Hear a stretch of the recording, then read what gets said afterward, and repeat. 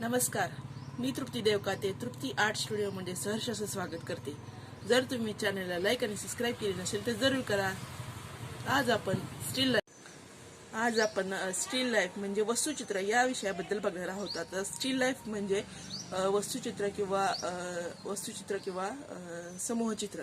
याच्यामध्ये प्रामुख्याने आपल्या घरातली भांडी असो किंवा एखाद्या घरातल्या वस्तू, त्याचप्रमाणे खायच्या वस्तू इत्यादी प्रकार येतात।